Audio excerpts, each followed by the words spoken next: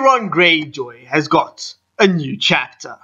Now I'm sure you know this. If you don't, well, stop watching this video and read it. Here's the link, and there's one down in the description. Pause the video. I will wait. Done? Good? Has your longing for a song of ice and fire been quenched? Brilliant. You're welcome. Let's get to the video. Roll the intro.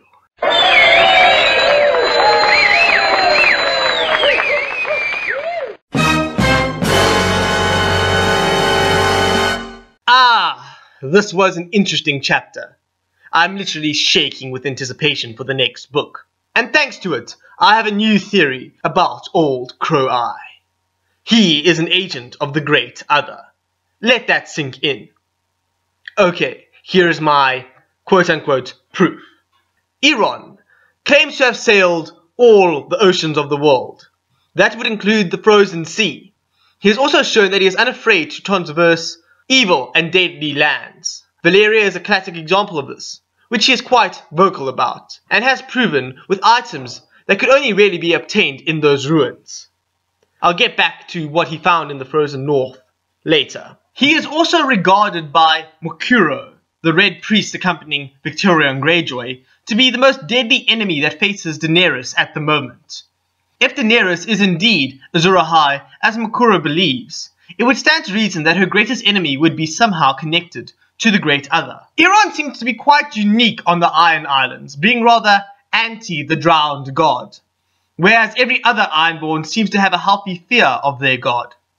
Why is this? During this chapter, he admits to killing his brothers during his youth, and I believe that he did it in an attempt to get punished by his god.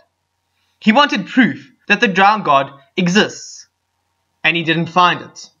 After he returns from exile, his brother Euron insults him as ungodly, to which he replies, and I'm paraphrasing, "I am more godly than you, brother, for I have killed people who worship false gods." It is unlikely that he did this out of devotion to the drowned god, but more as a test, trying to find some sort of godly punishment. Again, he didn't find it. Then he went to the lands of Everwinter and found the others.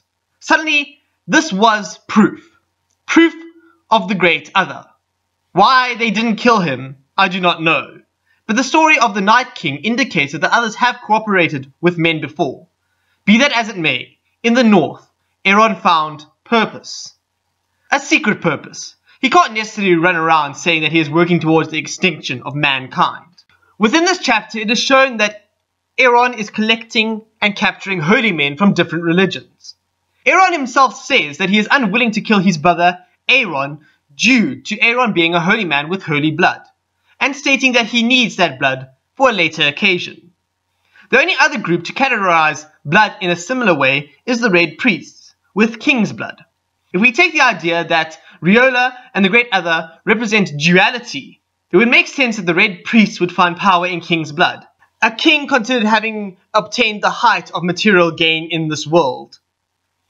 The priests, however, have attained the highest spiritual enlightenment in the world, and therefore it makes sense that the Great Other's agents would find power in their blood. During Aeron's first dream under the influence of the shade of the evening, he has a conversation with Euron.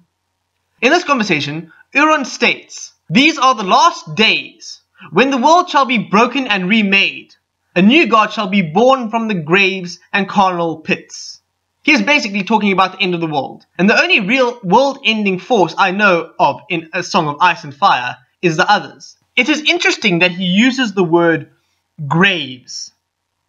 This could be an indication of the others' ability to literally raise the dead from their graves. Euron has done many things that are, in the eyes of the gods, unforgivable. At the end of this chapter alone, he ties all the priests, including his brother, and a woman who is carrying his unborn child, to the heads of his fleet. This will probably result in the priests, the girl, and his brother's deaths. This is spitting in the face of the gods. These acts are not of someone who does not believe in the gods. These acts are of someone who is actively against the gods.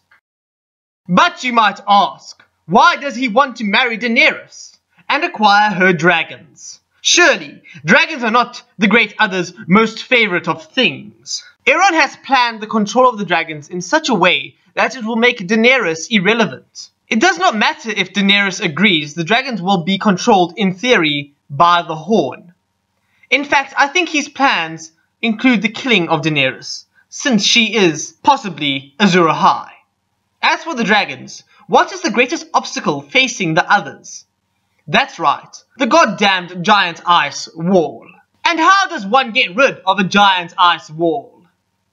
You melt it. Now this is probably all wrong, but given the mystery of the others and their lack of action or means to cross the wall, it is not implausible. It will also give Euron, in my opinion, a much more solid foundation as a character. But what do you think? Comment and let's discuss this. Thank you for watching. If you liked me, please be sure to hit that lovely button in the corner. If you loved me, please subscribe. I really appreciate it. This is the Mad Hatist, signing off. Cheerio!